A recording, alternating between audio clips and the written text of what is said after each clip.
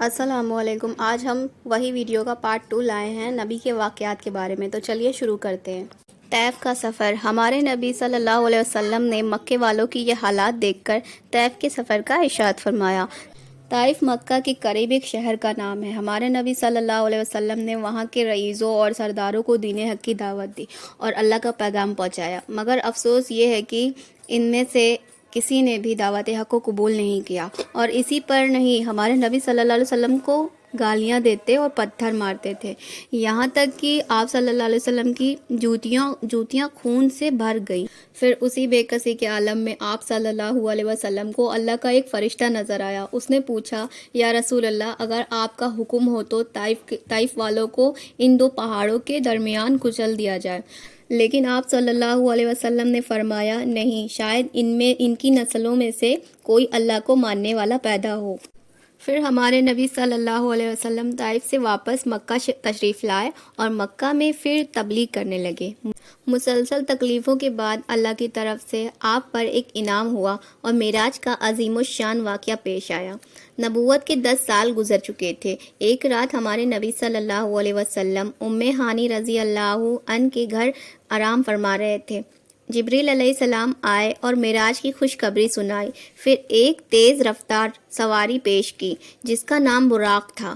اس پر سوار ہو کر آپ صلی اللہ علیہ وسلم مکے سے بیت المقدس آئے اور وہاں سے 7 آسمان کا سفر کیا اور جنت اور جہنم کو دیکھا، اور پھر اللہ تعالیٰ کے دربار میں حاضر ہوئے۔ وہاں آپ کو 5 نمازوں کا تحفہ ملا اور آپ صلی اللہ علیہ وسلم اسی طرح واپس مکہ تشریف لائے۔ صلح حدیبیہ کے بعد مسلمانوں کو ذرا اطمینان ہوا، تبلیغ اسلام کے لیے راستے کھل گئے اور بہت سارے لوگ مسلمان ہونے لگے، اور ہمارے نبی صلی اللہ علیہ وسلم نے اس زمانے میں بہت سے بادشاہوں کے نام خط لکھے اور ان کو اسلام کی دعوت دی، لیکن کفار مکہ زیادہ عرصے تک صلح پر قائم نہ رہ سکے، انہوں نے صلح توڑ دی۔ پھر ہمارے نبی صلی اللہ علیہ وسلم نے سن 8 ہجری میں 10,000 مسلمان اپنے ساتھ لیے اور کافروں سے مقابلہ کرنے کے لیے مکہ روانہ ہوئے۔ کفار مکہ مسلمانوں کی شان اور شوکت دیکھ کر ڈر گئے اور مقابلہ نہیں کیا۔ اب ہمارے نبی صلی اللہ علیہ وسلم مکے میں اپنے صحابہ کے ساتھ یہ اعلان کرتے ہوئے داخل ہوئے کہ آج رحم و معافی کا دن ہے۔ یہ وہی کفار تھے جنہوں نے مسلمانوں کو بہت تکلیفیں دی تھیں، طرح طرح کا ظلم کیا اور مکہ سے ہجرت کرنے پر مجبور کیا تھا، لیکن ہمارے نبی صلی اللہ علیہ وسلم نے ان سے بدلہ نہیں لیا۔ کفار مکہ ہمارے نبی صلی اللہ علیہ وسلم کی خدمت میں پہنچ کر معافی مانگنے لگے۔ جس نے بھی معافی مانگی ہمارے نبی نے ان سب کو معاف کر دیا۔ پھر کعبۃ اللہ کو بتوں سے صاف کیا اور ہر جگہ توحید کا نعرہ بلند ہو گیا۔ فتح مکہ کے بعد لوگ اسلام میں داخل ہونے لگے، مسلمان کی تعداد بڑھتی چلی گئی۔ ہمارے نبی صلی اللہ علیہ وسلم نے 10 ہجری میں اپنے 1 لاکھ سے زیادہ صحابہ رضی اللہ عنہ کے ساتھ حج کیا۔ یہ ہمارے نبی صلی اللہ علیہ وسلم کا آخری حج تھا۔ اسی حج کو حجۃ الوداع کہتے ہیں۔ اس میں ہمارے نبی صلی اللہ علیہ وسلم نے عرفہ کے دن تمام صحابہ اکرام رضی اللہ عنہ کو جمع کیا اور ایک بہت ہی مؤثر خطبہ دیا، اور پھر ہمارے نبی صلی اللہ علیہ وسلم نے فرمایا، اے لوگوں، میری بات کان لگا کر سنو، نہیں معلوم میں آئندہ سال سے تم سے ملوں یا نہ ملوں، تو اس وقت میری بات غور سے سنو۔ دیکھو، تمہارا معبود ایک ہے اور تم ایک باپ حضرت آدم علیہ السلام کی اولاد سے ہو، اور سب مسلمان بھائی ہیں، کسی کو کسی پر بڑائی نہیں، ہاں جس کے اعمال نیک ہوں۔ اور سنو، عورتوں کے بارے میں اللہ سے ڈرتے رہنا، تم دونوں کا ایک دوسرے پر حق ہے، اور دیکھو، غلاموں کے ساتھ زیادتی نہ کرنا، جیسا کھانا ویسا کھلانا اور جیسا پہننا ویسا پہنانا، دیکھو میرے بعد گمراہ نہ ہو جانا کہ ایک دوسرے کو قتل کرنے لگ جاؤ۔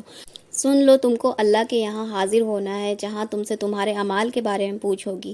اس کے بعد صحابہ رضی اللہ عنہ سے سوال کیا کہ کیا میں نے تم تک اللہ کے دین کو پہنچا دیا؟ تمام صحابہ رضی اللہ عنہ نے جواب دیا کہ ہاں، آپ نے اللہ کا پیغام پہنچا دیا اور اپنا فریضہ ادا فرمایا۔ اس کے بعد ہمارے نبی صلی اللہ علیہ وسلم نے حج کے سارے ارکان ادا کیے، پورا قافلہ کے ساتھ مدینہ طیبہ لوٹ آئے۔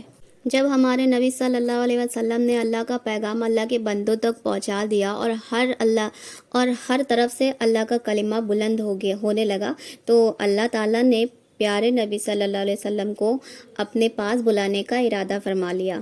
سفر حج سے لوٹنے کے 3 مہینے بعد ہمارے نبی صلی اللہ علیہ وسلم کی طبیعت خراب ہونے لگی، اور جب تک آپ صلی اللہ علیہ وسلم میں چلنے کی طاقت رہی برابر نماز پڑھنے کے لیے مسجد تشریف لاتے رہے، لیکن جب چلنے کی طاقت ختم ہو گئی تو آپ صلی اللہ علیہ وسلم نے حضرت ابو بکر صدیق رضی اللہ عنہ کو نماز پڑھنے کا حکم فرمایا۔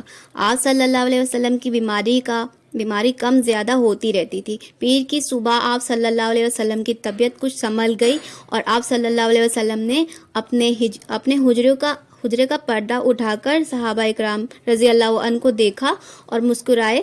پھر اچانک طبیعت زیادہ خراب ہونے لگی اور آپ صلی اللہ علیہ وسلم بار بار بے ہوش ہونے لگے۔ اس بے چینی کے عالم میں بھی آپ فرما رہے تھے کہ تم لوگ کبھی نماز نہیں چھوڑنا اور غلاموں کے ساتھ نرمی کا برتاؤ کرنا۔ بالآخر 12 ربیع الاول 11 ہجری کو پیر کے دن آپ صلی اللہ علیہ وسلم کی روح مبارک جسم سے نکل گئی اور آپ صلی اللہ علیہ وسلم اپنے حقیقی رب سے جا ملے۔